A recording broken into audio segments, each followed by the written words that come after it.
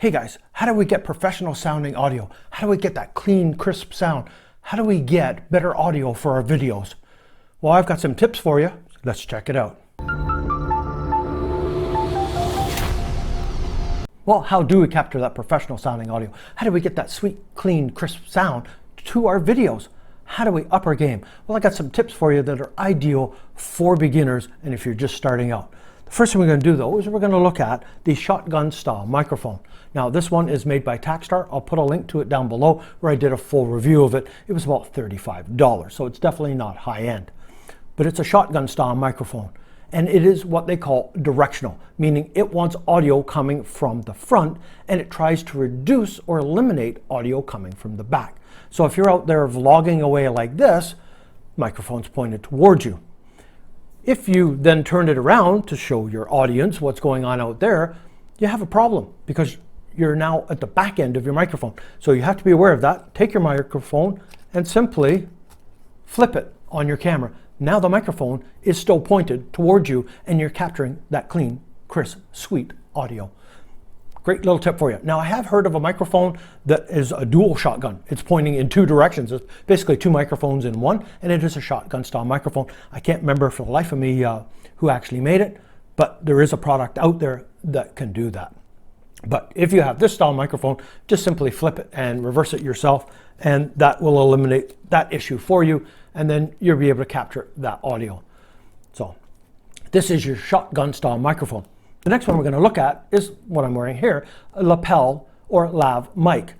This one here is an omnidirectional, and here's a kind of another version of an omnidirectional, and they're typically like either a ball head or this one's marked left and right channel, but it's doing the same thing. Omnidirectional means it's capturing audio from all the different directions. You see this style microphone used in interviewing quite a bit. Now, with the microphone, shotgun, or Omni, you want to get it as fairly close to you as possible. This is a shotgun microphone that I use just here. I put it just out of camera and get it as close to me as I can to capture the audio for my videos. And it gives that clean, crisp, sweet audio that you normally hear in my videos. This one though, for this video, is being recorded not in a camera, but on a cell phone. I'm recording this on the iPhone SE. I'll put a link to a video I did on how to connect a microphone to a cell phone, specifically for the iPhone, and how you can use it to do voiceovers like I'm doing now. I just simply sync this audio back in post and I get professional, sweet sounding audio. I use this quite a bit.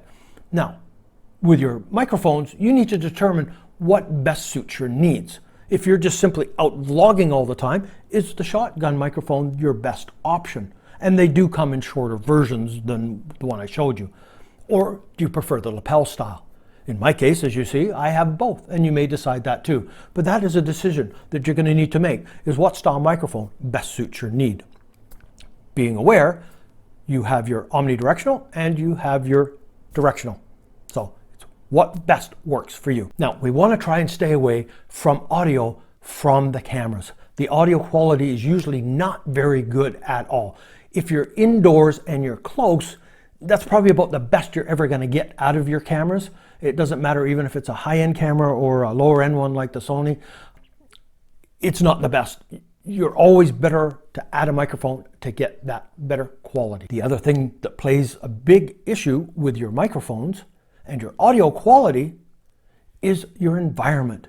If you're outdoors, you're not going to be getting the echoing going on because there's nothing for it to bounce off of. But you do have another issue, and that is wind. There are dead cats / windscreens available for a lot of the microphones that you can add to it. The Sony ZV-1, it actually comes with one that clips on top for the microphone. Now, a little hint for you when you are out in the wind is the wind direction. You want the wind blowing towards you. And you're thinking, well, why? Well, if you're using an omnidirectional microphone, like this one, picks it up from all directions, if you have the wind hitting in the front, you have a greater chance of that wind being picked up. Whereas if that microphone is pointed away from the wind, there's a decrease in chance that the wind noise, or it'll lessen the wind noise for you. Especially on the shotgun style microphone, if you have the wind coming from this direction, like this, it'll decrease the amount of wind noise you're getting across the mic. But be aware, outdoors, you're not going to get the echoing issue. You're going to get wind issues.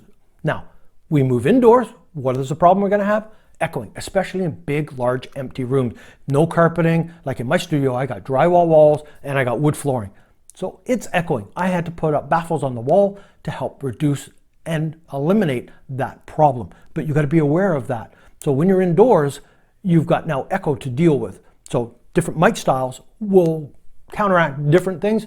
You have to experiment yourself in your own environment, and you may have to put an area rug down just while you're doing your videos. Now, if you're trying to do a voiceover and you just need a small section of audio, you can go into a room that won't have any echo, like in a closet. It's full of clothing. So if you have a walk-in closet or even a single closet, if you walk in there, go in there, take your cell phone and your little lav mic like this, go in, do your voice recording, you're going to capture that sweet, clean audio with no echo happening. That's a little tip for you there. One last little tip for you too, and that is you can correct all this in post. So you captured that sweet audio. You've got it in there.